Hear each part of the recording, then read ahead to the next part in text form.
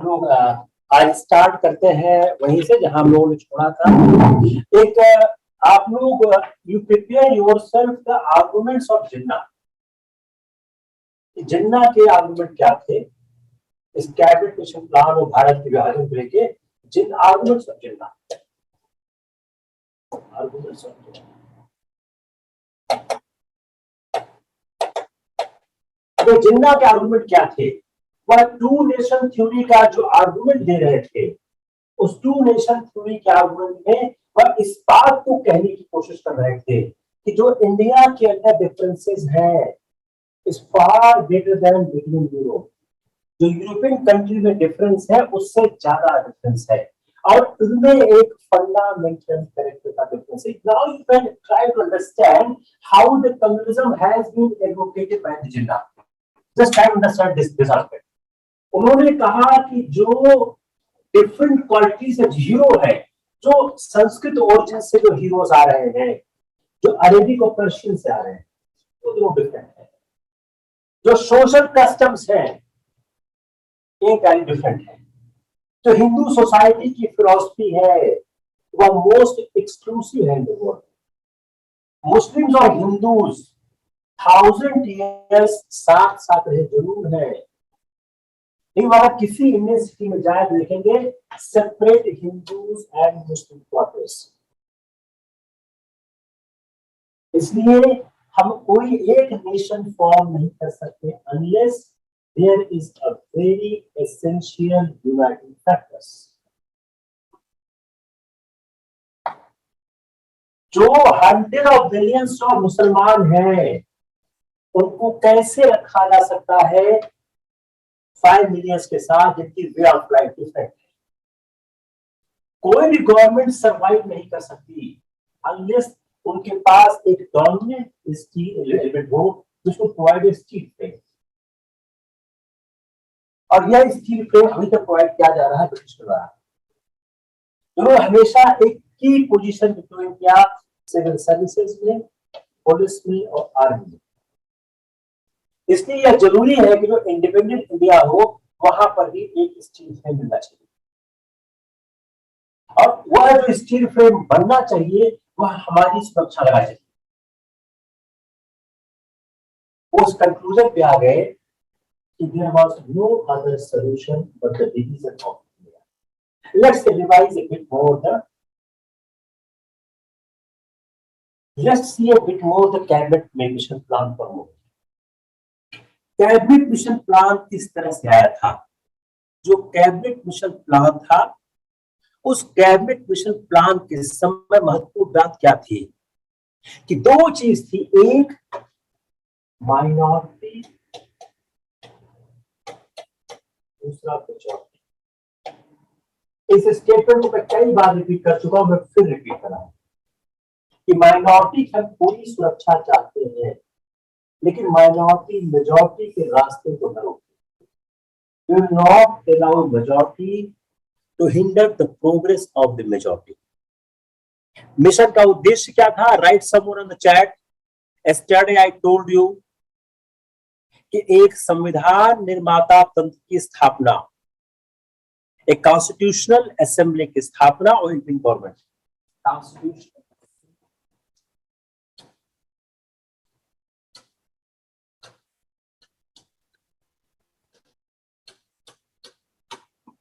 Indian government clear. तीसरा, जो गांधी और जिन्ना के बीच एक मतभेद था,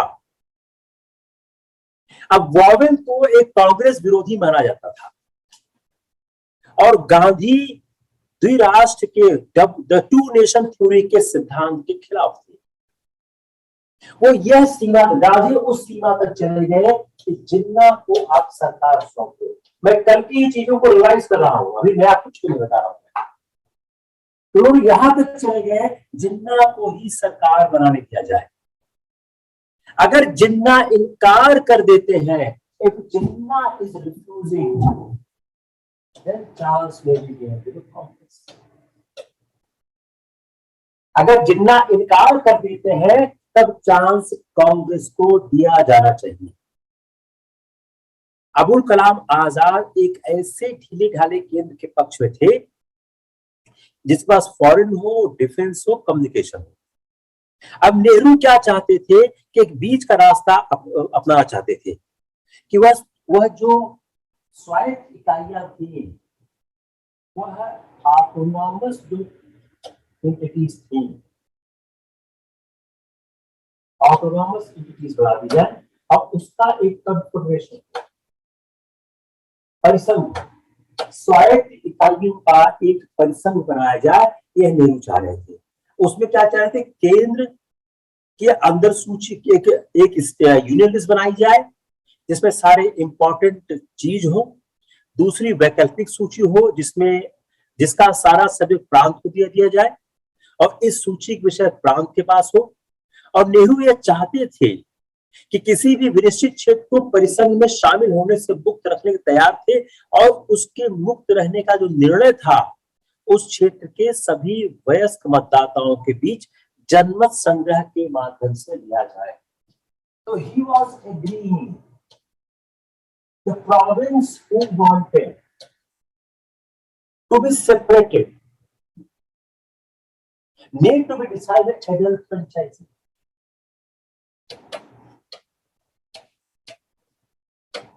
वो एडल्ट फ्रेंचाइजीज उसका डिसीजन दिया जाए और उसके आधार पर जो भी व्यक्ति अलग रहना चाहता है उसको अलग रहने दिया जाए।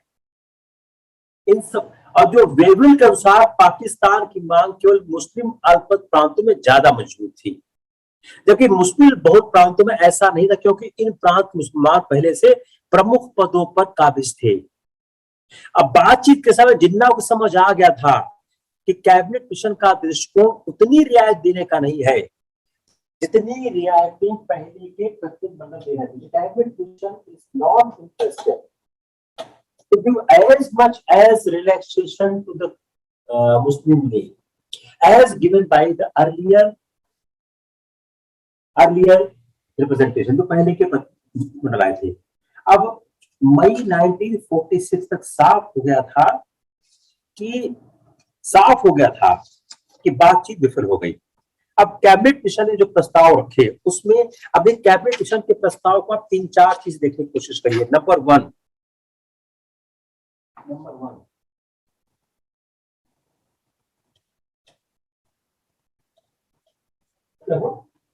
कि कैबिनेट मिशन चाहता था कि भारत की अखंडता बनी रहे। दूसरा, पाकिस्तान जो बनाने की मुस्लिम लीग की मांग थी उसने इस आधार पर रिजेक्ट कर दी, इससे सांप्रदायिक अल्पसंख्यकों की समस्या का समाधान नहीं हुआ। Question why cabinet mission rejected demand of Pakistan. तो आप अगर प्रीलिम्स के पेपर में देखें तो एक सवाल ये भी आ सकता है कि कैबिनेट मिशन प्लान ने पाकिस्तान के प्रपोजल को एक्सेप्ट किया था। दूसरा ये भी आ सकता है कि कैबिनेट मिशन ने पाकिस्तान के प्रपोजल को रिजेक्ट किया था। तीसरा ये भी आ सकता है कि कैबिनेट मिशन प्लान को कैबिनेट मिशन ने पाकिस्तान के प्लान को रिजेक्ट किया। Why rejected? तो all these 3 questions may come as an option। तो एक तो क्या है, फर्स्ट आप एलिमिनेट क्या करोगे कि कैबिनेट मिशन ने पाकिस्तान के प्लान को एक्सेप्ट नहीं किया था। Cabinet mission has completely rejected the plan of the Pakistan. Now come on the second question, why it has rejected the plan of the Pakistan. इसका आंसर क्या होगा कि पाकिस्तान के प्लान को स्वीकार करने से जो माइनॉरिटीज की प्रॉब्लम है वो सॉल्व नहीं हो रही है। तो 2 रीजन होगा, minority problem not sorting out. तो पहला क्या है, माइनॉरिटी प्रॉब्लम सॉर्ट आउट नहीं हो रही थी। सेकेंड, विभाजन अगर स्वीकार कर लिया जाएगा तो डिफरेंस ऑफ कम्युनिकेशन में accepted, then difference and communication में प्रॉब्लम क्रिएट हो जाएगी। क्लियर? मैं कैबिनेट मिशन को और एनालाइज करने की कोशिश कर रहा हूं कि प्रीलिम्स के माध्यम से कैसे आ सकता है। थर्ड, ये हो गया 2 पॉइंट। थर्ड, वह एक फेडरेशन की बात कर रहे हैं, एक परिसंघ की बात कर रहे हैं, कॉन्फिगरेशन की बात कर रहे हैं। वो फेडरेशन क्या होगा जिसमें ब्रिटिश भारत के जो प्रोविंसेस हैं, देशी रियासत को, और जो यूनियन होगा विदेशी मामले प्रतिरक्षा का संचार देखेगा। इसमें कौन होगा? ब्रिटिश प्रोविंस होंगे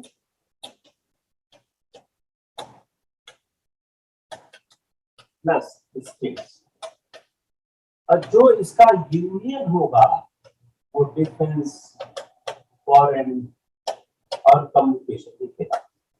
तो जो कैबिनेट मिशन था उसने पाकिस्तान की मांग की बजाय एक फेडरेशन की मांग की। चौथी बात क्या कही? यूनियन में जो एग्जीक्यूटिव होगी और एक जो लेजिस्लेटिव असेंबली होगी जिसमें ब्रिटिश भारतीय देशी रियासत के प्रतिनिधि होंगे। नंबर 4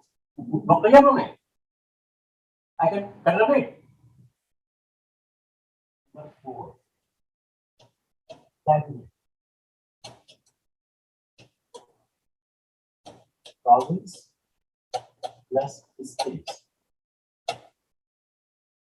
जो एक कैबिनेट बनाई जाएगी, जो संघ की कार्यकारिणी होगी, उसमें जो और विधानसभा होगी जिसमें ब्रिटिश भारतीय तथा देशी रियासतों के प्रतिनिधि होंगे। और विधानमंडल में किसी बड़े सांप्रदायिक मुद्दे के बारे में अगर कोई समस्या आएगी, उसमें हिंदू और मुसलमान में से प्रत्येक समुदाय के जो लोग हैं जो उपस्थित मतदान करने वाले हैं, बहुमत के साथ साथ उपस्थित और बहुमत के साथ साथ सदन में उपस्थित और मतदान करें सभी सदस्यों के बहुमत की आवश्यकता होगी। तो आसान से समझ लीजिए कि किसी कॉन्ट्रोवर्शियल इशू में एक मेजॉरिटी चाहिए होगी। इसी हिसाब से लिखा जाएगा कि जो एक मेजॉरिटी हो किसकी, जो वहां पर प्रेजेंट हो, और प्लस पूरे हाउस की, दोनों मेजॉरिटी की आवश्यकता होगी। संघ सूची में जो विषय शामिल नहीं किए गए, मतलब रेसिड्यूरी पावर कहां जाएगा? रेसिड्यूरी पावर कहां जाएगा? स्टेट के पास जाएगा। रेसिड्यूरी पावर कहां जाएगा? स्टेट के पास जाएगा। जो रेसिड्यूरी पावर है, अवशिष्ट शक्तियां हैं, वह स्टेट के पास जाएगा। और देशी राजाओं के पास सभी रेसिड्यूरी पावर बनी रहेंगी, वो विषय भी बने रहेंगे जो संघ को सौंपे गए हो।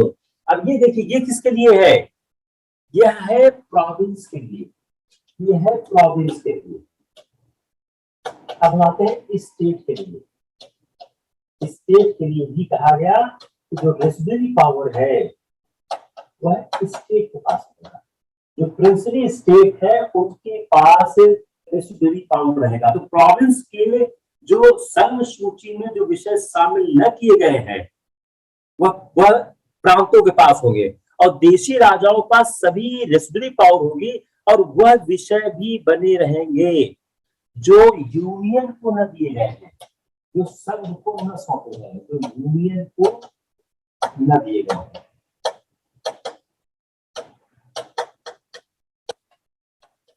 ये हुआ।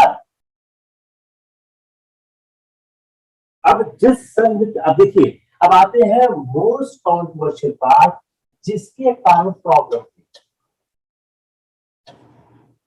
जिस प्रोविजन के कारण प्रॉब्लम हुई, हम उसको समझने की कोशिश करते हैं।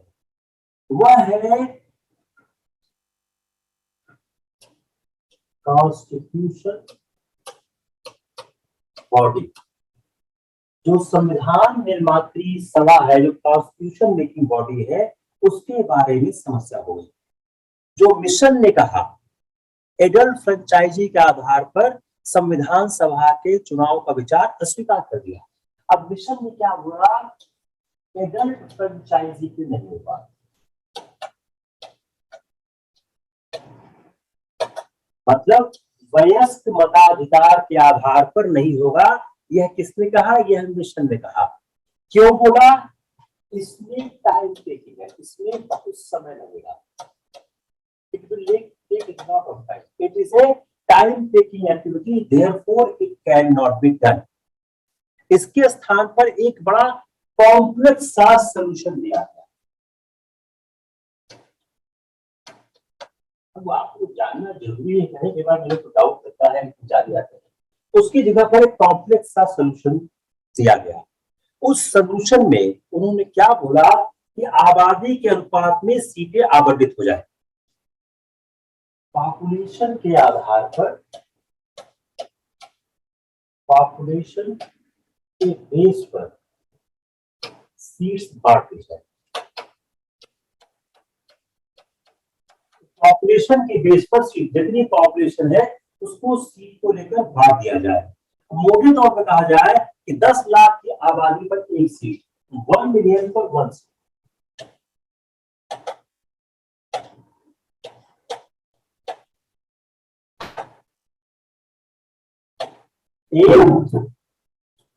दस लाख पर उन्होंने एक सीट कहने की बात की थी, कि जो आबादी के आधार पर सीट कहने की बात की कि 10 लाख की आबादी पर एक सीट कर दी।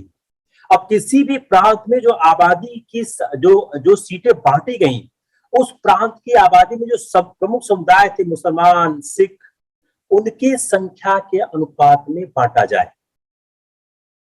क्लियर? उसके बाद उन्होंने प्रांतों को, क्लियर नॉट क्लियर? आप लोग लिखते रहिए, इतना ये समझाओ, आप लोग कोई रिस्पॉन्स ही नहीं करते हो। उसके बाद उन्होंने ए बी सी 3 आधार पर सीट बांट दी। अब ए में क्या थे? Madras, Bombay, united province, Bihar, MP, Orissa. A में कौन कौन हो गए?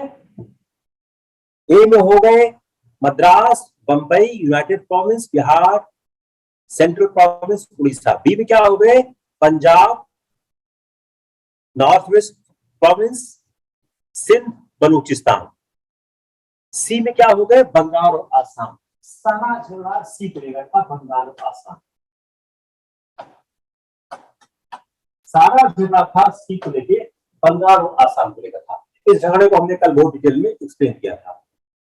अब कैबिनेट मिशन क्या चाहता था कि एक इंटरिम गवर्नमेंट बना ली जाए जिसे जनता का पूरा समर्थन प्राप्त हो। इसके आगे की पूरी कहानी मैंने आपको समझाई हुई है।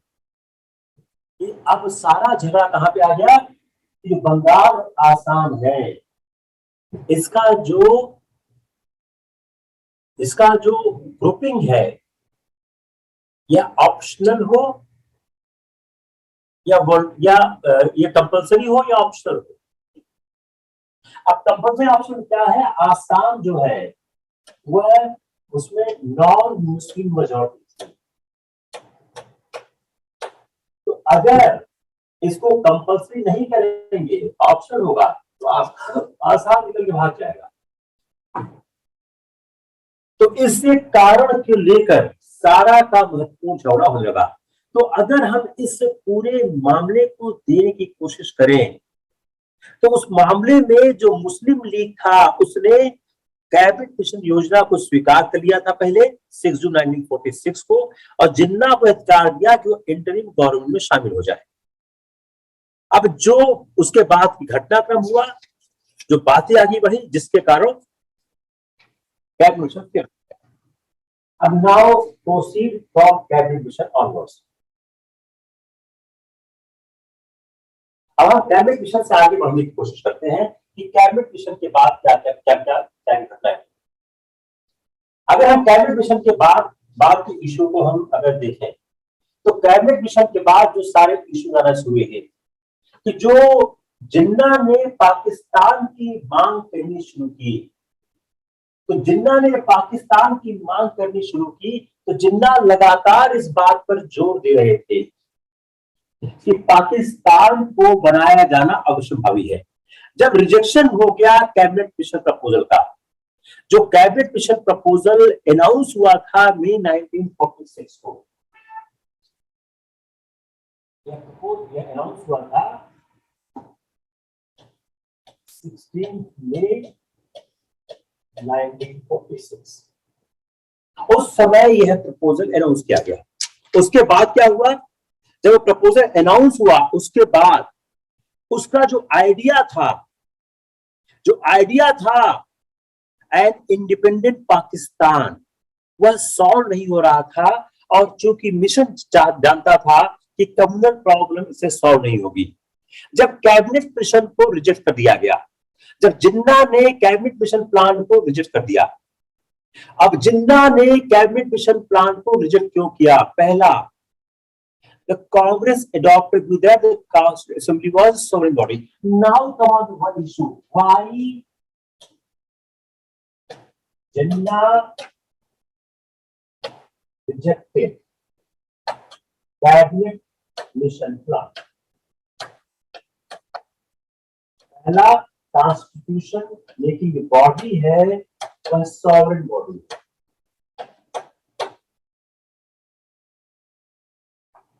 जो एक व्यू पॉइंट था, किसका था?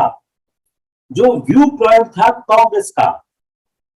कांग्रेस का व्यू पॉइंट क्या था कि यह जो कैबिनेट, जो कॉन्स्टिट्यूशन मेकिंग बॉडी है, यह बॉडी एक सोवरेन बॉडी है। और इसका मतलब क्या हो गया कि जो रिस्ट्रिक्शन कैबिनेट मिशन इंपोज कर रहा है, कैबिनेट मिशन के रिस्ट्रिक्शन से यह body bound, this body can take an independent decision discarding the proposals of the cabinet mission. Clear? Not clear? Nehru ने यह लगातार कहा कि हम सिर्फ इस बात से बने हैं कि हम एक संविधान निर्मात्री सभा का गठन करेंगे। नेहरू उसके आगे की बात नहीं कह रहे थे। दूसरा, Congress had that province relating to grouping was optional. दूसरा, ग्रुपिंग ऑप्शनल। आपका एक सवाल क्या सॉल्व हो गया?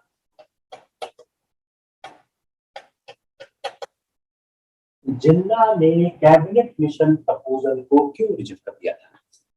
तो जो ग्रुपिंग ऑप्शनल था और कंपलसरी था, उसके आधार पर दोनों में मतभेद था। जैसे मैंने पहले कहा, मैं फिर रिपीट कर रहा हूं, यह एक ही प्रांत के, अभी भी सवाल पूछ सकता है कि जो ऑप्शनल और कंपलसरी ग्रुपिंग का जो मुद्दा था, वह किस प्रोविंस के इंटरेस्ट को प्रभावित कर रहा था? It was impacting the interest of Assam. Why? Because it was a non-Muslim majority province. लेकिन अगर आसाम और बंगाल को हम साथ में क्लब कर देंगे और यह ग्रुपिंग हम कंपलसरी कर देंगे, तो जो यह बंगाल है या आसाम को डोमिनेट करेगा और पाकिस्तान के पक्ष में यह करेगा। It's clear? 4 से 5 बार मैंने इसको रिपीट किया हुआ। द रीजन बीइंग कि यह मुझको भी समझ में नहीं आ रहा था जब मैं आपकी तरह एस्पायरेंट था।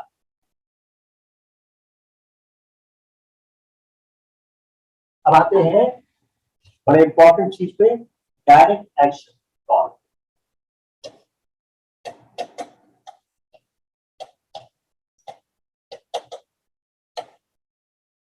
जब जिन्ना ने कैबिनेट मिशन को अस्वीकार किया तो उन्होंने डायरेक्ट एक्शन को कॉल कर दिया। इससे क्या हुआ? दंगे होने लगे। बस आप तो 16 अगस्त 1946, आप ये याद रखा, 16 अगस्त 1946 ये डायरेक्ट एक्शन डे हो गया, सीधी कार्रवाई दिवस हो गया। और यह किस लिए किया गया? पाकिस्तान लेने के लिए। इस दिवस की घोषणा क्यों होगी? Why this day has been announced? Pakistan लेने के लिए।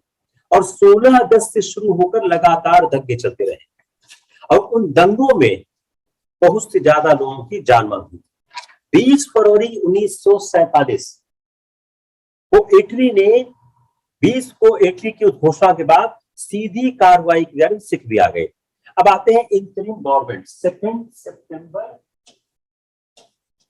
46 इंटरिम गवर्नमेंट।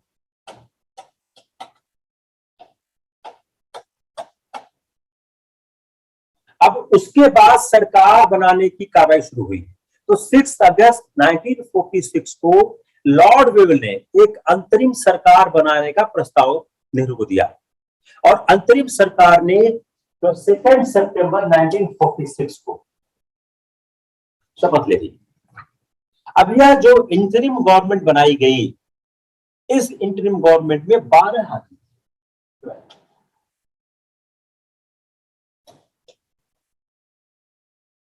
इस इंटरिम गवर्नमेंट में 12 लोग थे और मुस्लिम लीग ने इसमें पार्टिसिपेट नहीं किया था। Muslim League has not participated in the interim government. अब इंटरिम मुस्लिम इसके बाहर रही, क्यों? बिकॉज मुस्लिम लीग ने इलेक्शन में भाग लेने के बावजूद कॉन्स्टिट्यूशन जो असेंबली उन्हें डिक्लाइन किया इसको ज्वाइन करने से। 2 महीने के बाद 26 अक्टूबर 1946 को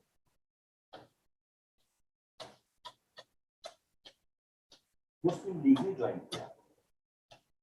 ठीक है, हम सारे प्लेयर्स के सवालों को देख के स्टेप वाइज स्टेप चल रहे हैं। मुस्लिम लीग ने ज्वाइन किया था नहीं किया था, किया तो कब किया था? आप इसे सवाल दिमाग बनाना शुरू कर दीजिए। तो 26 अक्टूबर 1946 को ज्वाइन किया। तो वॉवेल ने एडमिट किया 5 नॉमिनी, मुस्लिम लीग के 5 नॉमिनी को वॉवेल ने एडमिट किया और जो 12 लोग थे इसमें 5 लोग कांग्रेस के हटाए। तो जो कांग्रेस ने शुरू में 12 लोग थे उसमें जब 5 लोग मुस्लिम लीग के ज्वाइन किए गए, उसमें इंक्लूडेड कौन कौन थे? उसमें 5 नॉमिनी थे, उसमें एक शेड्यूल कास्ट था, शेड्यूल कास्ट हिंदू था फ्रॉम बंगाल से, और मुस्लिम लीग ने मुस्लिम लीग के 3 थे, मुस्लिम लीग के 3 मुस्लिम लीग के थे और 5 उसमें एक बंगाल का शेड्यूल कास्ट था। तो मुस्लिम लीग के जब 3 आदमी और डाल दिए, 5 नॉमिनी डाले गए, 5 हटाए गए, उसमें से 3 मुस्लिम लीग के थे और 12 में से 3 कांग्रेस के रिप्लेस किए गए। इस interim government, interesting part, see the fine line, interim government में ध्यान सुनिएगा, मुस्लिम लीग शामिल हुई, लेकिन कॉन्स्टिट्यूएंट असेंबली में शामिल नहीं हुई। यह कैबिनेट मिशन प्रस्ताव का उल्लंघन था। और मुस्लिम लीग इंटरिम गवर्नमेंट में तो शामिल हो गई, लेकिन वह कॉन्स्टिट्यूएंट असेंबली में शामिल नहीं हुई, उसको ज्वाइन करने से इनकार कर दिया। यह कैबिनेट मिशन प्लान का वायलेशन था, क्योंकि कैबिनेट मिशन प्लान में इसमें भी शामिल होना था और इसमें भी शामिल होना था, दोनों में शामिल होना था। तो यह कैबिनेट मिशन प्लान का पूरी तरह से उल्लंघन हुआ। अब इंटरिम गवर्नमेंट में लीग ने ज्वाइन किया, किस पे? अपने टर्म्स पे, और इसने क्या किया? पूरे काम धाम को पैरालाइज कर दिया। अपने टर्म्स पे लोग शामिल हुए और उन्होंने कोई काम धाम नहीं करने दिया। उन्होंने जो Muslim League join the government without giving either its direct action plan or its rejection of the plan or insistence of the compulsory grouping। अब यह जो इंटरिम गवर्नमेंट में ज्वाइन किया, इस इंटरिम गवर्नमेंट में वो अपनी शर्तों पर ज्वाइन किया। अब अपनी शर्तों में ज्वाइन करने का क्या मतलब क्या हुआ कि इन्होंने ज्वाइन जरूर किया, लेकिन इन्होंने जो डायरेक्ट एक्शन प्लान था उसको नहीं छोड़ा और जो कैबिनेट मिशन का रिजेक्शन था उसको भी नहीं ओवररूल किया, और वह इंसिस्टेंस करते रहे और कंपल्सरी ग्रुपिंग, जिसका decision being taken by minority vote. तो वी कैन से दैट, तो इसको इंग्लिश में कर देते हैं हिंदी के साथ साथ, if you try to analyse this और try to translate it, the Muslim League allowed to join the government without giving up either its direct action plan or its rejection of the cabinet mission plan or its insistence on compulsory grouping with decision being taken by majority vote। Got it? किसको clear नहीं हुआ बताओ मेरे को आप? इसको clear करना बहुत जरूरी है। मतलब क्या हुआ कि अंतरिम सरकार में लीग शामिल हो गई, लेकिन वह संविधान सभा में शामिल होने पर सहमत नहीं हुई। तो टेक्निकली कहा जाए तो कैबिनेट मिशन योजना का उल्लंघन था। क्यों? क्योंकि अंतरिम सरकार और संविधान सभा दोनों ही एक दूसरे के साथ अटूट रूप से जुड़े हुए थे। कांग्रेस इस बात से खुश नहीं थी, लेकिन उसने फिर भी स्वीकार किया। अब लियाकत अली खान शामिल हुए। किसी को दिक्कत आ रही है? प्रॉब्लम? लियाकत अली खान शामिल हुए। वो क्या कर रहे थे? वो सारी समस्याओं में दिक्कत कर रहे थे। लियाकत अली खान शामिल हुए एज ए फाइनेंस मिनिस्टर। अब आप यही सवाल हो सकता है कि कौन सा मंत्रालय में फाइनेंस मिनिस्टर की तरह शामिल हुए। अब फाइनेंस मिनिस्टर के पास सारी फाइनेंशियल प्रपोजल पास करने का पावर होता है, वो कोई प्रपोजल नहीं पास करते थे, और उसके कारण पूरा एडमिनिस्ट्रेशन पैरालाइज हो गया। अब मुस्लिम लीग ने जो इंटरिम गवर्नमेंट ज्वाइन किया था, वह कांग्रेस से कोऑपरेट करने के लिए नहीं किया था, बल्कि वह संघर्ष करने के लिए शामिल। पाकिस्तान की मांग को और मजबूती से आगे बढ़ाने को लक्ष्य को ध्यान में रखकर उन्होंने शामिल होने की बात की। अब जो उस समय जो वायलेंस है वो इंक्रीज होने लगा, वायलेंस पूरे देश में इंक्रीज होने लगा। अब कांग्रेस लीडर जो है वह एक्यूज कर रहे थे मुस्लिम लीग को, यह वायलेंस को आगे बढ़ा रही है, और मुस्लिम लीग एक्यूज कर रहा था कांग्रेस को। अब उसके बाद जिन्ना का जो इंटरिम गवर्नमेंट था, जिन्ना जो इंटरिम गवर्नमेंट में वह सिविल वॉर को कंटिन्यू करते हुए शामिल आगे बढ़ रहे थे। अब लीग ने कॉन्स्टिट्यूशन असेंबली, अब आई बात कॉन्स्टिट्यूशन असेंबली की, तो लीग ने कॉन्स्टिट्यूशनल असेंबली का बायकॉट कर दिया कि मैं इसमें भाग नहीं लूंगा। अगर इसको आप ध्यान से देखें, जो कॉन्स्टिट्यूशनल असेंबली थी वो इलेक्ट हो गई थी जुलाई 1946 में, लेकिन वो 9 दिसंबर 46 को पहली बार हुई। जुलाई की इलेक्टेड कॉन्स्टिट्यूशनल असेंबली 9 दिसंबर को पहली बार बैठी, और मुस्लिम लीग ने उसमें शामिल होने से अस्वीकार किया। लेकिन मुस्लिम लीग अपने जो 29 जुलाई 46 का जो उनका रेजोल्यूशन था, जो डिक्लेयर किया था rejection of the cabinet mission plan, उन्होंने ज्वाइन नहीं किया। तो in the absence of Muslim league members, जो मेंबर्स ऑफ जो प्रिंसली स्टेट्स थे, उन्होंने कॉन्स्टिट्यूशनल असेंबली अटेंड किया बाय द कांग्रेस ओनली। तो अगर आप देखें तो मुस्लिम लीग के मेंबर्स के एब्सेंस में the members of princely state जो who began to attend from April 1947, तो प्रिंसिपली स्टेट ने स्टार्ट किया अप्रैल 1947 से, उसके पहले उन्होंने स्टार्ट नहीं किया था। तो कांग्रेस alone has started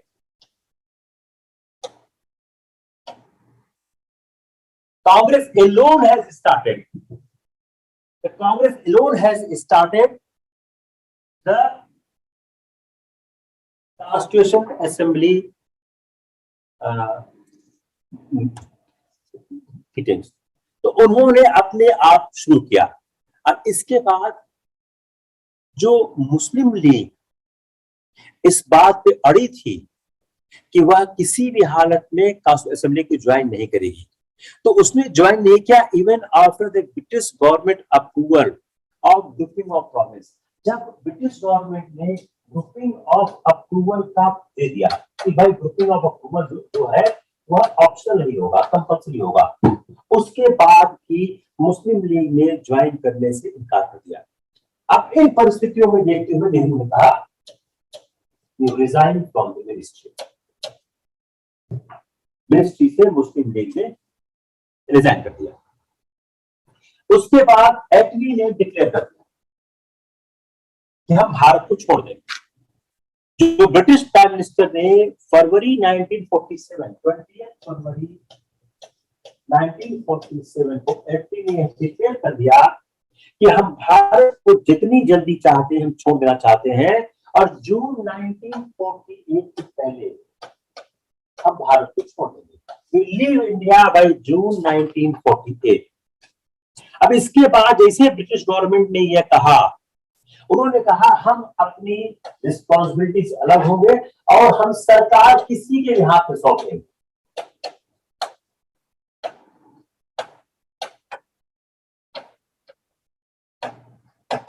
अगर आप में कोई समझौता हो जाता तो अच्छी बात है, अगर नहीं होता है तो हम यह सरकार किसी के भी हाथ में सौंप देंगे। हमको जिसको ठीक लगेगा उसको हम सरकार में सौंप देंगे। तो जून 1948 की डेडलाइन आ गई और उसी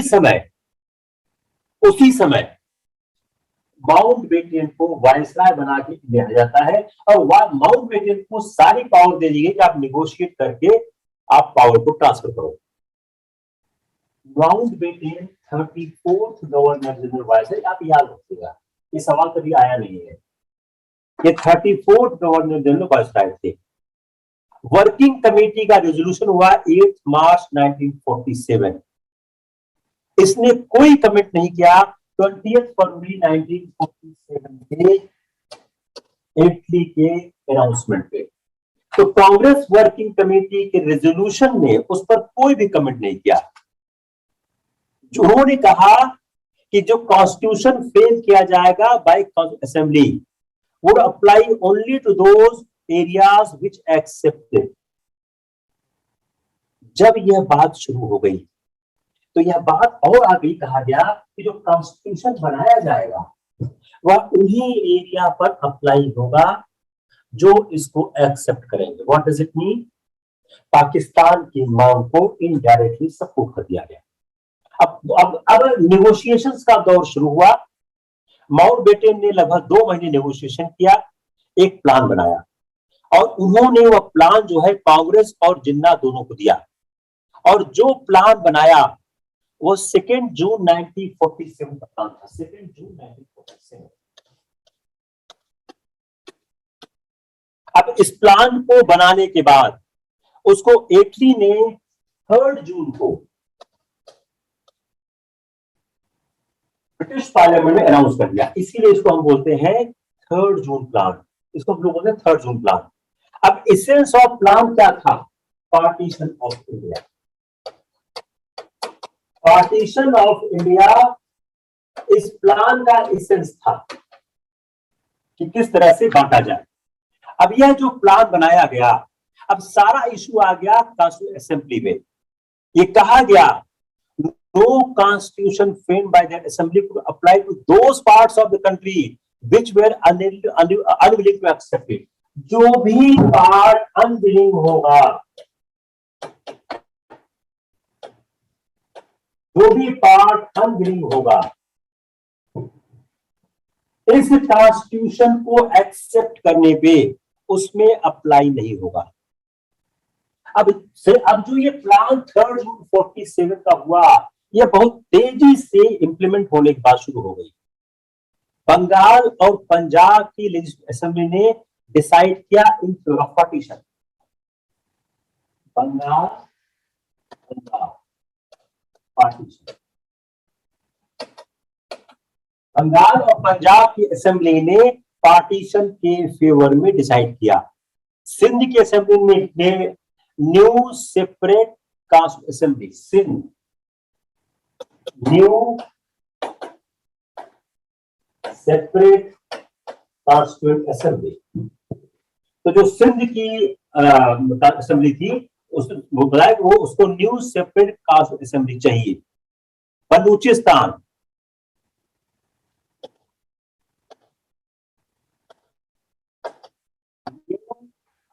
सेपरेट कास्ट असेंबली। बलूचिस्तान ने क्या बोला? तो बलूचिस्तान का कहना था new and separate assembly, north west frontier province.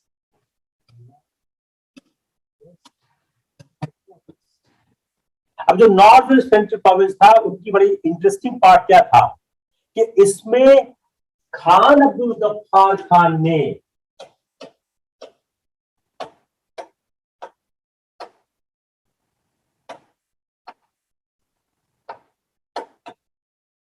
Khan Abu Gaffar Khan ने जो एक वोटिंग हुई, जो एक प्लेसाइट हुआ, उसमें पार्टिसिपेट करने से इनकार कर दिया और उसके कारण ओनली 50.49% लोगों ने पार्टिसिपेट किया।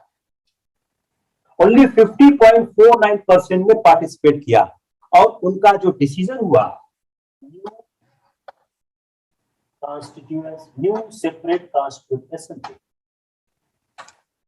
तो अगर आप इसकी सीरीज को देखते जाइए तो सीरीज क्या कह रही है कि किस तरह से भारत के विभाजन की प्रक्रिया आगे चल रही थी। सिलहट की मेजॉरिटी ने वोट दिया joining a new province compose by the Muslim majority district in Bengal, Sylhet.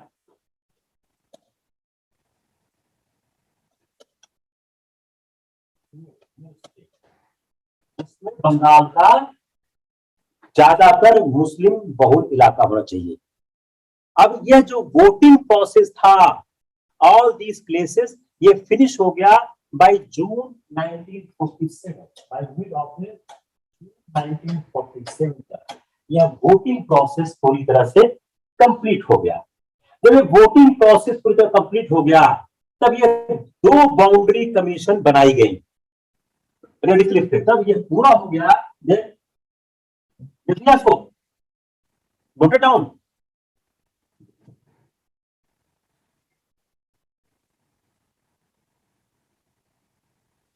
जब ये कंप्लीट हो गया तो 2 बाउंड्री कमीशन बनाई गई।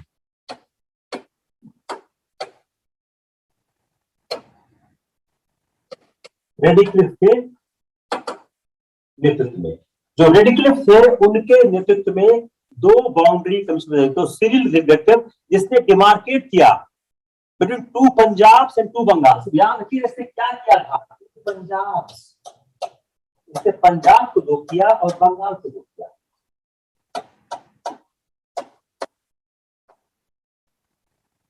इसने 2 पंजाब को किया और 2 बंगाल को किया और इसका अवार्ड जो है वो हैंड ओवर किया गया कांग्रेस मुस्लिम लीग को ऑन 17 अगस्त 1947।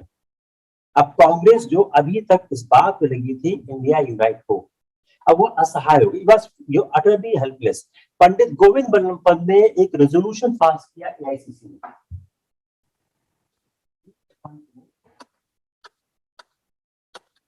एआईसीसी ने एक रेजोल्यूशन पास किया, he has passed a resolution in AIC और कहा this was the only way to achieve freedom and liberty of the country। AICC ने प्रस्ताव पास किया भारत के विभाजन को लेकर और कहा it would assure an Indian union with a strong center। लेकिन जो प्रिंसिपल पार्टीज थी कांग्रेस मुस्लिम लीग एक्सेप्टेड जून 3 प्लान। कई एक्सट्रीम व्यू थे, जो व्यू इसके अलग भी थे, हम लोग एक्सट्रीम को छोड़ दे, काम का नहीं है। जो वर्किंग कमेटी जो हिंदू महासभा कमेटी था। अब 3-4 सवाल हम समझने की कोशिश करते हैं। एक, why was the date for the transfer of power advanced. एक और सवाल है कि नेहरू ने किस हैसियत से कैबिनेट ज्वाइन की थी, वाइस प्रेसिडेंट। सवाल कभी आ चुका है। एक सवाल क्या है, why the date was advanced.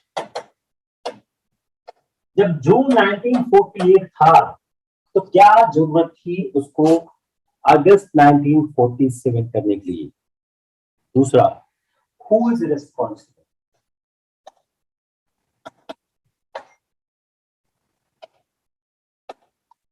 Who is responsible for the partition. Partition की जिम्मेदारी किसकी है, कौन रिस्पॉन्सिबल है पार्टीशन के लिए। थर्ड, वाई जो पाकिस्तान, हाउ पाकिस्तान 1937 तक पाकिस्तान बनता नहीं दिख रहा था, वे 1940-42 तक नहीं दिख रहा था कि कैसे पाकिस्तान फॉर्म हो गया। तीसरा, वाई कांग्रेस एक्सेप्टेड।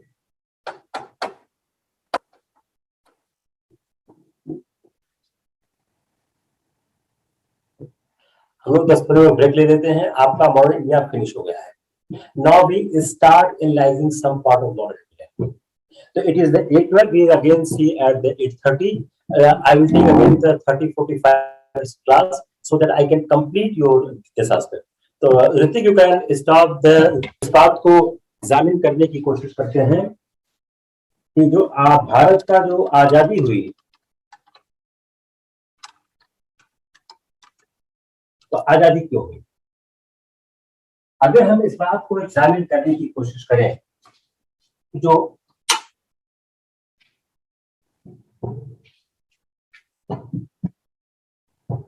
इस फाइल में प्रॉब्लम नहीं है, देयर इज नो प्रॉब्लम.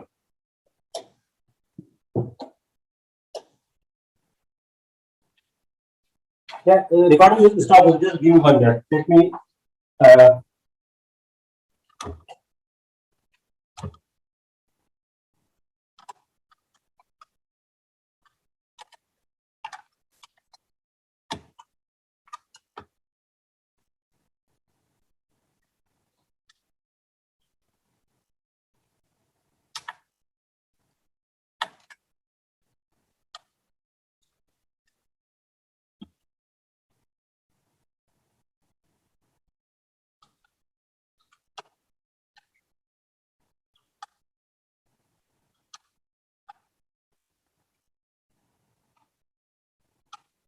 की कोशिश करते हैं. अब इस बात को हम शुरू करते हैं 1942 onwards. Let's start the analysis process. कि 1942 के बाद के समय में आखिर वह कौन से कारक थे? What was the reason that India got independence? अगर हम 1942 से देखने की कोशिश करें तो यह भारतीय राष्ट्रवाद के सामने जो वो समझ चुके थे they cannot fight with the Indian nationalism. तो इसलिए अगर हम 1942 के बाद के घटनाक्रम को देखने की कोशिश करें, जबकि राजनीतिक आंदोलन आगे बढ़ रहा था, तो उसमें एक चीज बहुत साफ साफ दिख रही है कि अंग्रेजों को यह लग गया था कि वह अब यहाँ पर भारत में युद्ध नहीं कर सकते. अब वो किसी नए तरह के संघर्ष में वह उलझ नहीं सकते हैं. 1942 के अंत तक अंग्रेज निश्चित रूप से भारतीय राष्ट्रवाद विरुद्ध अपने तात्कालिक संपूर्ण टकराव में सफल रहे और युद्ध के अगले 2.5 साल थे वह किसी बगैर राजनीतिक चोटी के. तो 1942 के बाद नेक्स्ट 2.5 years यह बगैर किसी समस्या के, लेकिन 1942 से समझ गए थे it is not easy to control India against wishes. तो दो महत्वपूर्ण चीजें हमको दिखती हैं अगर हम 1942 के बाद के घटनाक्रम को देखने की कोशिश करें. दूसरा, ये तो फर्स्ट पॉइंट हुआ. 1945 में जो लेबर सरकार थी वह लगातार चाहती थी कोई समझौता हो जाए. उसका कारण क्या था?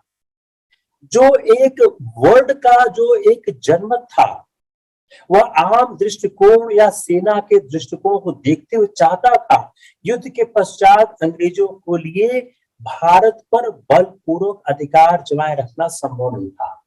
तो if I see from 1942 to 1945, in these 2.5 years, although the Britishers were able to have the control over the India, and there was no major challenge with these 2.5 years, but it was worldwide opinion appearing, जिसमें Britishers भी included थे, it is not easy that the British may have the control over the India. कि war के बाद अंग्रेजों के लिए भारत पर फोर्सफुली कब्जा करना जरूरी नहीं है. अब जो लोग जेल और जो पराजित हुए, हम इन दो चीजों से एनालाइज करने की कोशिश करते हैं कि कांग्रेस नेताओं जो कहते थे जो जेल हुआ और पराजित हुई, जेल में जाने के कारण जो युद्ध में जापान के समर्थन, अगर जो कांग्रेस के नेता जेल गए उससे फायदा क्या हुआ? Benefit. What is the benefit of the Congress leaders for the jail in this time? वह जो युद्ध में जापान या के समर्थन, जो जापान था उसके सपोर्ट में या उसके अगेंस्ट किसी व्यू पॉइंट को देने से वो लोग बच गए। भारत छोड़ो आंदोलन से एक फायदा क्या होता है, हम आजादी को समझने की कोशिश कर रहे हैं कि भारत छोड़ो आंदोलन का जो रिजल्ट हुआ, अंग्रेज यह अनुभव करने लगे कि सत्ता का समझौते के बाद हस्तांतरण कर दिया जाए, तो उससे बात स्पष्ट दिख रही थी कि 1942 के विद्रोह और इसके परिणाम ने उन शक्तियों को मजबूत किया जो कांग्रेस का जो राइट विंग को नई प्रतिष्ठा प्रदान करने के पक्ष में था। जो वामपंथी विकल्प था, उस संघर्ष ने वस्तु दो प्रक्षण किया। क्या किया? जो शौर्यपूर्ण और स्वाभाविक होते हुए जो असामयिक था, क्योंकि 1942 में अंग्रेजों के हाथ में भारी सैन्य संसाधन थे। 1942 का हम अगर इम्पैक्ट देखते हैं, if we see impact of 1942, आप जरा इसको ध्यान समझने की कोशिश करिए कि 1942 का इम्पैक्ट क्या हो रहा था। 1942 के इम्पैक्ट का एक बड़ा इंटरेस्टिंग पार्ट यह था कि जो यह भारत छोड़ो आंदोलन हुआ, यह अंग्रेजों को लगने लग गया कि अगर हम सत्ता का हस्तांतरण करेंगे तो उससे फर्क क्या होगा। तो 1942 का जो विद्रोह था उससे यह दिखने लग गया था जो कांग्रेस के अंदर का राइट विंग है वो स्ट्रांग हो रहा था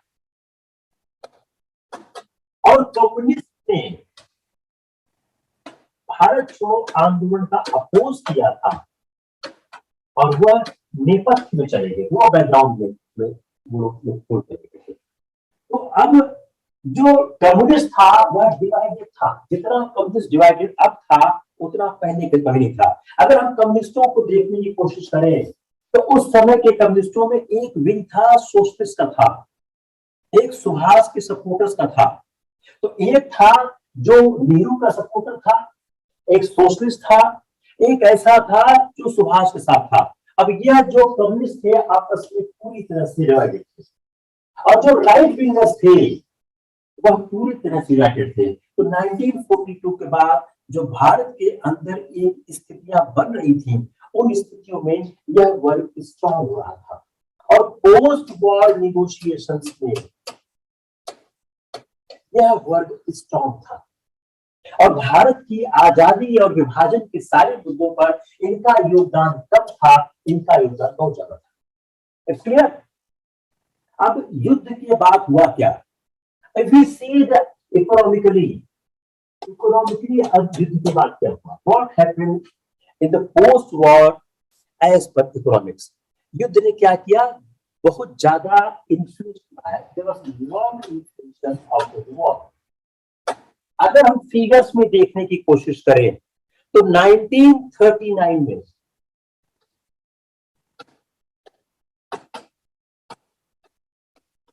1939 में 230 करोड़ के जो नोट थे वो मार्केट में थे। 1945 में 121। आप जानते हैं, आपने इकोनॉमिक्स पढ़ा हुआ है कि when we have the more notes in the market then there is inflation। ये हो गया point number 1। Point number 2 corruption. पहला क्या हो गया कि 1939 1945 के बीच में नोटों का चलन बहुत बढ़ गया। दूसरा करप्शन। तीसरी बात महत्वपूर्ण क्या हो गई? Shortage of food, shortage of food and goods, shortage of food and goods। और था ब्लैक मार्केट। तो ब्लैक मार्केटिंग की काला बाजारी थी वह बहुत ज्यादा बढ़ गई थी और 1943 में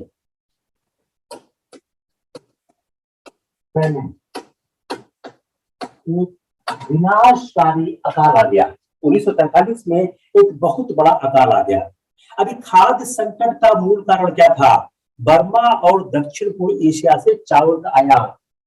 ये खाद्य संकट का प्रॉब्लम क्या था? Rice shortage. South east Asia और बर्मा, यहां से जो राइस एक्सपोर्ट होता था, यह राइस का एक्सपोर्ट होना बंद हो गया। और जबकि इसी समय एक बढ़ी हुई सेना के भोजन सामग्री के लिए उपलब्ध कराना आवश्यक था। इस संकट को बढ़ाने में जो मुद्रास्फीति थी, इस संकट को बढ़ाने में जो एक मिसमैनेजमेंट था और मुनाफाखोरी, मिसमैनेजमेंट एंड प्रॉफिटिंग, मुनाफाखोरी थी, जो एक्स्ट्रा प्रॉफिटिंग थी, इन दोनों ने इस समस्या को बढ़ाने में और बड़ा हाथ दिया। अब जो फूड थे, फूड पर जो राशनिंग थी, उन्होंने देर से चालू की। तो फूड पर राशनिंग की जो व्यवस्था थी, वह व्यवस्था सरकार ने समय पर चालू नहीं की। और वह भी जो राशनिंग किया भी, वह मात्र कुछ बड़े शहरों में किया। उससे क्या हुआ, लोगों ने कालाबाजारी शुरू कर दी। यहां तक कि जो वायसराय बेबल थे, उन्होंने भी पर्सनली कहा कि जो ये फूड की समस्या है, इस फूड की समस्या को ब्रिटिशर्स ने ठीक से नहीं सुलझाया था। उसी समय जो भुखमरी है, कुपोषण है, उसके कारण क्या हो गया, बंगाल में अकाल से लोग मरने लगे। मलेरिया, हैजा, चेचक, मलेरिया, कॉलरा, चिकन पॉक्स, ये सारी बीमारियां फैलनी शुरू हो गई। और 1943 के वर्षों में जो बंगाल में डेथ रेट था, मृत्यु जो डेथ रेट था, जो मॉर्टेलिटी रेट था बंगाल में, वह बहुत ज्यादा हो गया। मॉर्टेलिटी रेट था बंगाल में, वह बहुत ज्यादा बढ़ गया। मॉर्टेलिटी रेट जो कहते हैं, इसको हिंदी में क्या बोलेंगे, मृत्यु दर बहुत ज्यादा बढ़ गई। और जो छोटे काश्तकारों पर आधारित बंगाल की अर्थव्यवस्था है, छिन्न भिन्न हो गई। तो आप इसको कैसे लिखेंगे, जनता का असंतोष इससे कैसे बढ़ा। अगर युद्ध के बाद की, अगर इसको हम थोड़ा से और साइंटिफिक समझने की कोशिश करें, तो ये साइंटिफिक समझने की कोशिश हम कह सकते हैं कि जो युद्ध के बाद जो आफ्टर वॉर जो इश्यूज आए, उस इशू में जो भारत में एक समस्या पैदा हुई, उस समस्या के कारण लोगों में संतोष और हुआ। तो युद्ध के बाद की अर्थव्यवस्था ने लोगों के जीवन में समस्या उत्पन्न की और लोगों को इससे आक्रोश हुआ। लेकिन अगर हम इस व्यवस्था से लोगों के प्रॉफिट को देखें, तो कुछ लोगों को प्रॉफिट हुआ 1944-45 तक, 1944-45 तक अमेरिका ने भारत द्वारा की जाने आयात के सब स्रोत में ब्रिटेन का स्थान ले लिया। तो 45 अमेरिका रिप्लेसेस ब्रिटेन।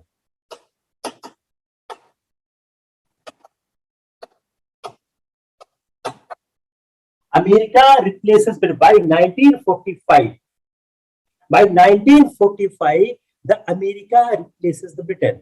तो if you see really the fantastic increase जो हो रहा था कुछ लोगों के अपने फायदे के लिए हो रहा था। तो यह जब ब्रिटेन ने अमेरिका को इंक्रीज कर दिया, तो भारत से जो युद्ध सामग्री आपूर्ति का भुगतान के लिए अंग्रेज भारत के स्टर्लिंग ऋणपत्र खरीदते थे। अब अंग्रेज क्या करते थे, इंडिया के स्टर्लिंग बॉन्ड खरीदते थे, जो चीजों को आपूर्ति करनी थी। जरा समझने की कोशिश करिए उसकी। 1944-45 तक अमेरिका ने भारत द्वारा की जाने आयात के सबसे बड़े स्रोत के रूप में ब्रिटेन का स्थान ले लिया। अमेरिका ने जो भारत द्वारा किया जाना आयात था, जो भारत इंपोर्ट करता था, उसमें ब्रिटेन की जगह अमेरिका आ गया। अब भारत से जो होने वाली युद्ध सामग्री आपूर्ति का भुगतान था, उसका भुगतान करना था। अंग्रेज भारत के स्टर्लिंग ऋणपत्र खरीदते थे, इसलिए भारत के स्टर्लिंग ऋणपत्र समाप्त, इसलिए भारत का स्टर्लिंग बॉन्ड था वो फिनिश हो गया। ये हो नहीं हो रहा है, अभी मैं इसको लिंक करूंगा, just wait for a few minute.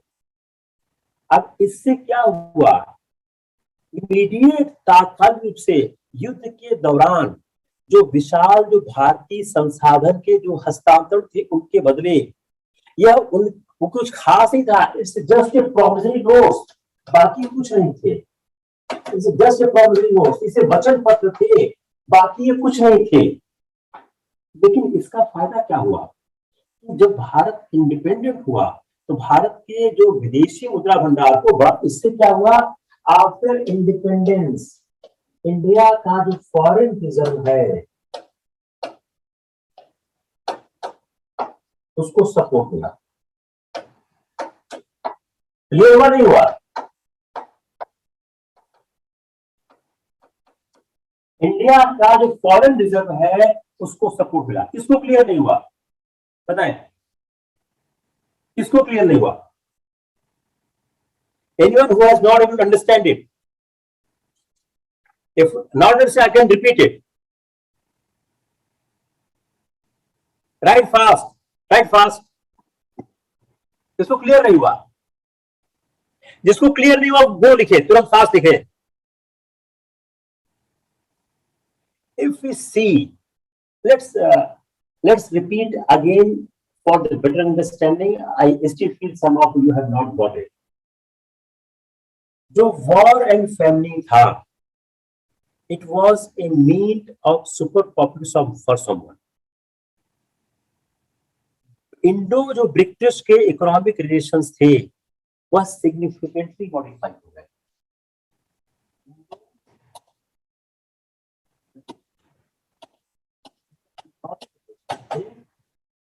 और सिग्निफिकेंटली मॉडिफाई हो गए। उसमें हुआ क्या? USA displacing Britain by 1944-45 as the biggest source of India's import. Biggest yes.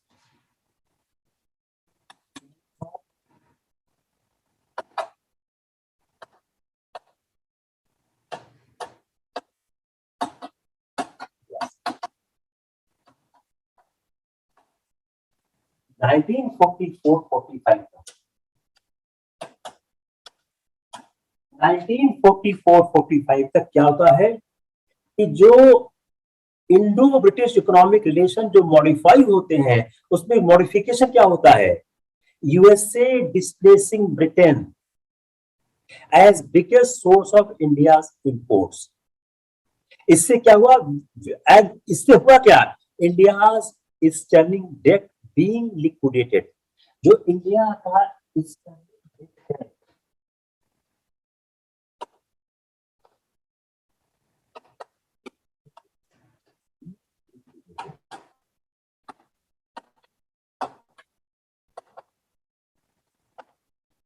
India का स्टर्लिंग डेट है, इट इज बीइंग लिक्विडेटेड। इसका मतलब क्या हुआ?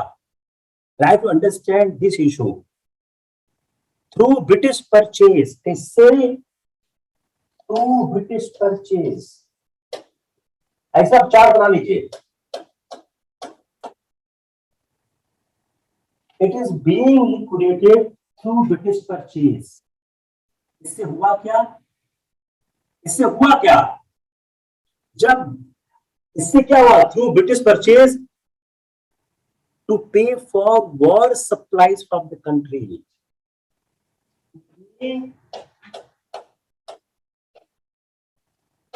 For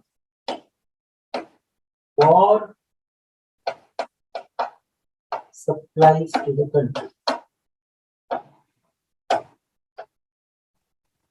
got it? जो वॉर सप्लाईज था कंट्री का उसको पे करने के लिए। By 1945 India had accumulated a sterling balance of more than 100 million pounds, so 1,000 million pounds.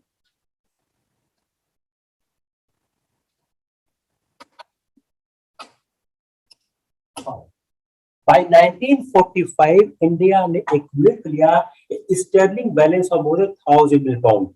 And while these signifies immediately no more than promise, इसका promissory note से आपको मतलब नहीं था, because it is issued in return for vast wartime transfer of Indian material resources। क्यों transfer क्यों हुआ था? vast wartime material resources transfer हुए थे। इसी कारण इंडिया का जो फ्री फॉरेन रिजर्व था वह 47 के बाद अच्छा हुआ। फॉरेन रिजर्व मैं समझाने की कोशिश क्या कर रहा हूं, 1947 के बाद इंडिया का फॉरेन रिजर्व बेहतर कैसे हुआ और कैसे ब्रिटेन की इकोनॉमी वॉर टाइम में कमजोर हो रही थी, और एक कमजोर इकोनॉमी का जो देश था वह एक दूसरे देश पर कंट्रोल कैसे कर सकता था। In the other way I am trying to explain you why in 1947 British was forced to leave India. One of the reasons that the economy of the Britain shattered so much that the America has replaced him in the economic sense. The significant changes that अगर आप ये भी paper में हो काम हो जाएगा कि वॉर के बाद जो अर्थव्यवस्था विकसित हुई उस अर्थव्यवस्था में भारत और ब्रिटेन के आर्थिक संबंधों में महत्वपूर्ण परिवर्तन आए। जो स्थान पहले कभी ब्रिटेन व्यापार में रखा करता था, यही अभी कल हो जाएगा, जो स्थान कभी व्यापार में ब्रिटेन के पास था वह अमेरिका के कंट्रोल में आ गया। और वॉर टाइम सप्लाईज के बदले में जो स्टर्लिंग बॉन्ड दिए गए, उस स्टर्लिंग बॉन्ड के कारण भारत का रिजर्व बढ़ा और इसी कारण 1947 के बाद भारत का फॉरेन रिजर्व जो है अच्छा खासा रहा। ये भी आप देखिए काम हो जाएगा। Why I want to analyze this part? Only because I want to explain how the Britain was weakened and India was able to have the independence. It's point number one. Clear? अभी clear नहीं हुआ बताइए, clear हुआ नहीं हुआ? अब आते हैं सेकंड पार्ट। अब आजादी और भारत विभाजन बनने की कोशिश कर रहे हैं। अब आजादी और भारत विभाजन कैसे हुआ इसके बारे में दो जवाब। एक है साम्राज्यवादी जवाब, imperialistic, one is the imperialistic. और साम्राज्यवादी जवाब क्या बोलता है कि ब्रिटेन चाहता था कि भारत अपना शासन खुद चलाए। तो साम्राज्यवादी जवाब में क्या बोलता है कि ब्रिटेन चाहता था भारत अपना शासन खुद चलाए, और यह ब्रिटेन की सदा सहता थी कि उसने भारत को आजाद कर दिया। The first answer, which is the imperialistic theory, which is saying that Britain यह चाहता था कि भारत अपना शासन खुद चलाए, इसलिए उन्होंने भारत को आजाद कर दिया। दूसरा जवाब क्या है?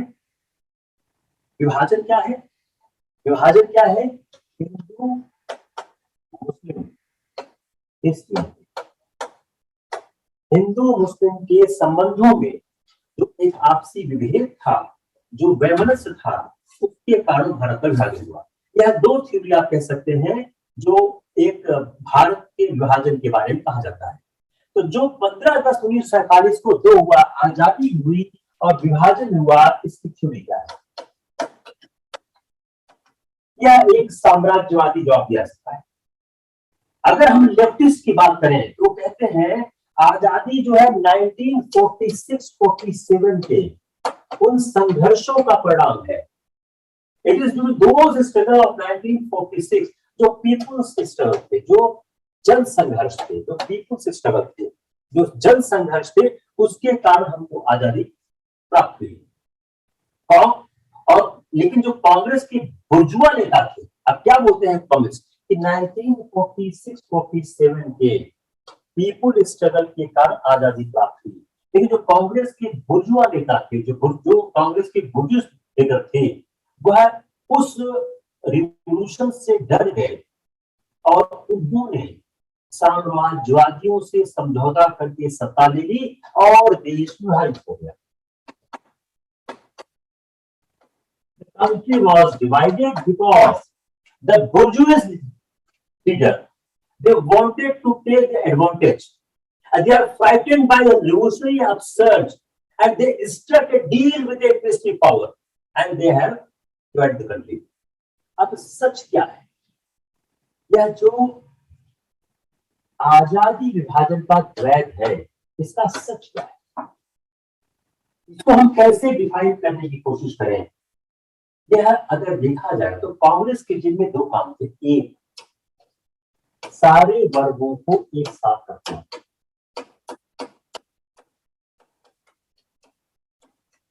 तो देश को आजाद।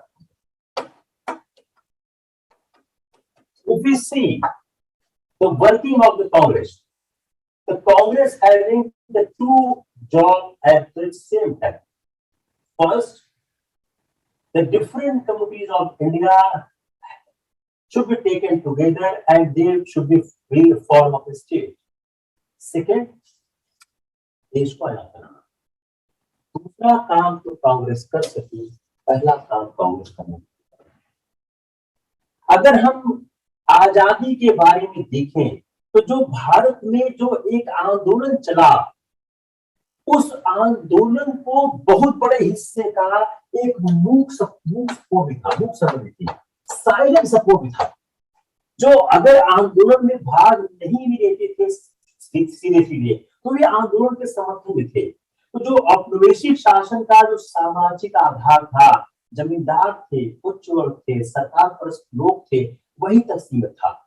जो विदेशी शासन के कृपा पात्र थे, जो प्रशासन चलाते थे, जो सरकारी नीतियों का समर्थन करते थे और उन सुधार कारकों पर अमल करते थे जिन्हें सरकार बड़ी हिचक के साथ और देर से लागू करती थी, यह जो लोग थे यह सरकार परस्त लोग थे। अब इन सरकार परस्त लोगों का किस तरह से हमारे समाज में कम होने लगते हैं। अगर हम देखने की कोशिश करें, जो एक स्टील फ्रेम था, हमारा स्टील फ्रेम इस तरह से आजादी की सपोर्ट में आया। जो आईसीएस की परीक्षा थी, उस आईसीएस में कौन लोग अभी थे? आईसीएस में मेनली हुआ करते थे जो यूरोपियंस हुआ करते थे, लेकिन धीरे धीरे there was a paucity in the ICS from the European bloc. Paucity in ICS from European. जो यूरोपियन लॉट थी उसकी आईसीएस में पॉसिटिव होने कम होने लगी। अगर 1939 तक देखें, जो अगर हम इसको समझने की कोशिश करें, जो ब्रिटिश डोमिनेशन था आईसीएस में as earlier the first world war, by 1939 British and Indian members had achieved parity.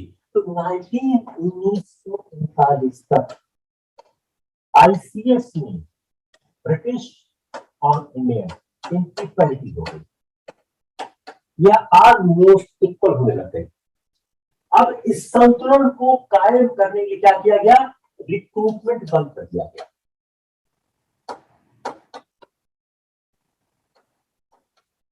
Recruitment बंद कर दिया गया। अगर रिक्रूटमेंट करेंगे तो यह संतुलन टूट जाएगा और 1943 में एकदम स्टॉप कर दिया गया। 1943 में फिनिश, एकदम स्टॉप कर दिया गया।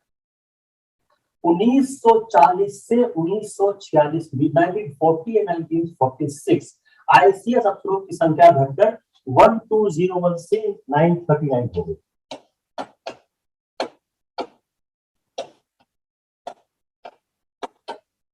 1940 से 1946 के बीच जो आईसीएस अफसरों की संख्या थी 1201 से घटकर 939 हो गई और ब्रिटिश अफसरों की 587 से 427 जो ब्रिटिश अफसर थे उनकी संख्या घट हो गई 587 से 447 हो गई और जो इस समय 1946 में जो बंगाल के जो 16 पोस्ट थे 1946 में बंगाल की जो 65 पोस्ट थी उस 65 पोस्ट पे ओनली 19 ब्रिटिशर्स अवेलेबल रह गए। इसके अलावा अगर हम देखें तो पहले इस आईसीएस में जो उनका अभिजात वर्ग था यह हो गया संख्या wise analysis. Now come on the class wise analysis. Now let's the other part. The men coming in were not from the Oxford graduate or industrial families. अब ऐसे लोग नहीं आ रहे थे। अब क्या रहे थे? अब आम घरों के और पॉलिटेक्निक के लोग आ रहे थे। तो in place of the Oxford polytechnic लोग आने लगे। तो अभिजात वर्गों के आधार के स्थान पर जो वहां के कुलीन लोग थे उनकी जगह पर एक सामान्य लोग आने लग गए। अब उनके लिए जो लोग नए आ रहे थे, जो उनका स्थान जो ग्रामर स्कूल पर लड़के ले रहे थे, इनके लिए राज की सेवा का मिशन नहीं था, ये जीविका थी। While they are coming, for whom serving the Raj was not career, not a mission, was a career। जो राज था ये कैरियर था, कोई मिशन नहीं रहा उनके लिए, नॉट ए मिशन। वो कैरियर नहीं रहा, वो कोई मिशन नहीं रहा, वो कैरियर रहा। अब वॉर ने इस प्रॉब्लम को और कंपाउंड कर दिया। By 1945, war weariness was acute and long absence from home were treated। जो वॉर का समय था, उसमें जो अपने घर से बहुत दूर रहे, उनका मॉरल, उनका जो मॉरल है, उनका जो कहते हैं जो मनोबल है, वह लगातार कम होता गया। और वह लंबी अवधि तक देश से, घर से दूर रहने का उनका उत्साह कम होगा। अब जो मुद्रास्फीति इन्फ्लेशन था, उससे क्या हो रही थी, इकोनॉमिक बड़ी आ रही थी, बहुत से लोगों के सेवा होने की तारीख करीब आ रही थी। जो बचे थे उनके बारे में कहा जा रहा था कि वह पहले ही सेवा होना चाहते हैं। इस तरह देखा जाए तो 1945 में जो भारत के यूरोपीय लोग थे, वह संख्या बल और मनोबल से दोनों कम थे, और 1942 के आंदोलन ने उनको पूरी तरह से तोड़ दिया था। जो 1942 का आंदोलन था, उसने पूरी तरह से तोड़ दिया था। अब जो समझौता और दमन दोनों रास्तों में जो लोग चल रहे थे, उनको धीरे धीरे लगने लग गया कि अब भारत को कब्जा करना आसान है। अब हम सवाल क्या बना,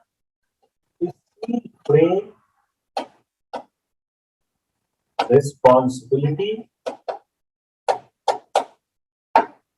and independence of India। ये हुआ नहीं हुआ, लिख लोगे इसको, क्लियर नॉट क्लियर, पास बोलो जल्दी।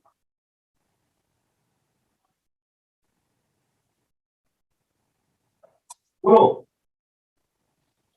अब विभाजन क्यों हुआ, चलिए एक और हम टॉपिक टच करते हैं, विभाजन क्यों हुआ, is clear. Now let's one more topic, why partition. विभाजन क्यों हुआ, विभाजन क्यों हुआ। गांधी जी की तरह अगर हम समझने की कोशिश करते हैं, गांधी पार्टीशन एंड कांग्रेस। अब विभाजन क्यों हुआ, गांधी जी के अनुसार लोगों के द्वारा अहिंसा को हृदय से स्वीकार न करना ही विभाजन का मूल कारण था। यह सत्याग्रह अंग्रेजों को भारत से, लेकिन अगर हम इसको समझने की कोशिश करें तो सत्याग्रह अंग्रेजों को भारत से खदेड़ना ठीक है, लेकिन अहिंसा की तरह इसमें लोगों का हृदय प्रकट करने की शक्ति नहीं थी। लोग सत्याग्रह का समर्थन तो करते थे, लेकिन अहिंसा के पाठ को समझने को तैयार नहीं थे। तो आप लिखे सत्याग्रह एंड अहिंसा। अगला गांधी की फिलॉसफी समझने की कोशिश करते हैं, सत्याग्रह एंड अहिंसा। तो सत्याग्रह जो था वह शायद अंग्रेजों को देश से निकालने में तो सक्षम था, लेकिन अहिंसा का एजुकेशन नहीं दे पा रहा था। जो लोग सत्याग्रह का समर्थन तो कर रहे थे, लेकिन वो अहिंसा को समझने को तैयार शामिल थे।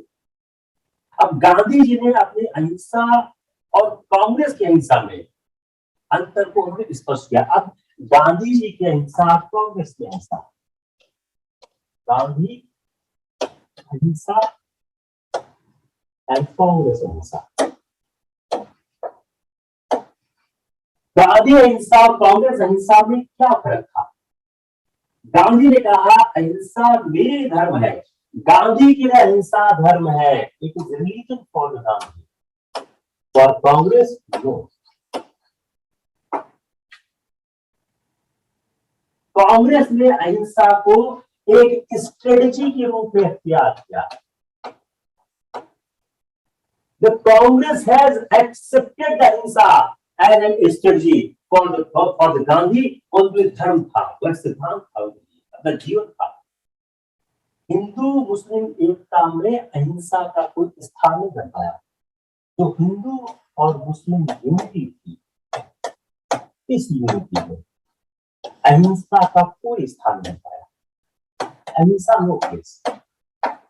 मुस्लिम हिंदू मुस्लिम यूनिटी में अहिंसा का कोई स्थान ही नहीं बन पाया, और इस कारण से दोनों के मध्य संघर्ष हुआ, रक्तपात हुआ और देशद्रोही हो गया। अब एक सवाल खड़ा करते हैं कि गांधी ने विभाजन स्वीकार क्यों किया। शॉर्ट में करते हैं, बहुत लंबा लेक्चर है ये, अगर पढ़ाना 2 घंटे का पूरा लेक्चर है तो मैं इसको शॉर्ट करता हूं। गांधी ने विभाजन क्यों स्वीकार, why Gandhi accepted this division. Gandhi का जो 4 जून 1947 में उनका जो संविधान सभा जो प्रार्थना सभा में उनका वक्तव्य है, उन्होंने कहा कि हमने विभाजन इसलिए स्वीकार किया क्योंकि आप विभाजन चाहते थे। कांग्रेस ने कभी ऐसा नहीं चाहा, नहीं, कांग्रेस जनता की दर सोचती है। व्हाट ही सेड इस प्रार्थना सभा, I have accepted division because you wanted it. Congress has never intention for the division. यह बात गांधी की सही भी है कि जो लोग थे जो आपस में संघर्ष कर रहे थे, एक दूसरे को खून के प्यासे थे, वह विभाजन चाह रहे थे। जब आप विभाजन चाह रहे हो तो कोई और क्या क्या कर सकता है। अब गांधी ने कहा जब लोगों के विचार मेरे विचार से भिन्न हैं, if people desire is different from my desire, तो ऐसे समय अगर अपने विचार में उन पे थोपता हूं तो यह एक हिंसा होगी, मैं हिंसा नहीं करूंगा। If I will try to force you to accept my viewpoint, then people will violence. I will not do it. अब गांधी की निराशा और कांग्रेस की कठिनाई में काफी समानता थी। अगर सभी गैर मुस्लिम मेरे साथ होते, गांधी का अगर सारे गैर मुस्लिम ही मेरे साथ होते तो शायद विभाजन न होता। गांधी जी ने कहा कि हिंदुओं के प्रति ज्यादा सहानुभूति या मुस्लिमों पर इशू नहीं है, गैर मुस्लिमों ने मेरा साथ छोड़ दिया। हिंदू न तो विभाजन के खिलाफ गांधी जी के साथ खाए और न उन्होंने हिंसा बंद करने की उनकी अपील पर कोई कार्रवाई की। तीसरी बात, गांधी ने विभाजन के खिलाफ आंदोलन क्यों नहीं किया।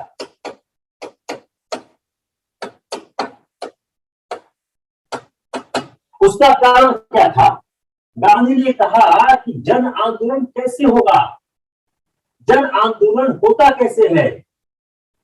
कोई आदमी, कुछ लोग चाहते थे कि गांधी जी विभाजन का जवाब आंदोलन से दें, लेकिन आंदोलन से कैसे दिया जा सकता है।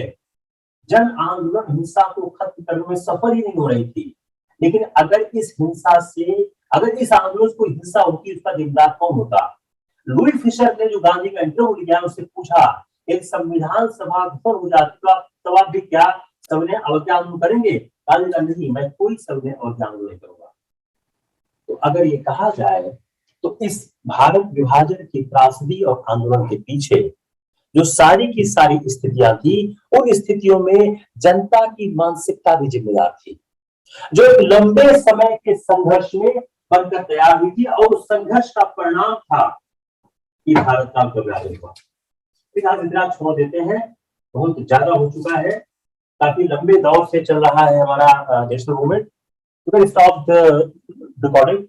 We can stop the national movement here. It has been done enough. If I will find the time, I will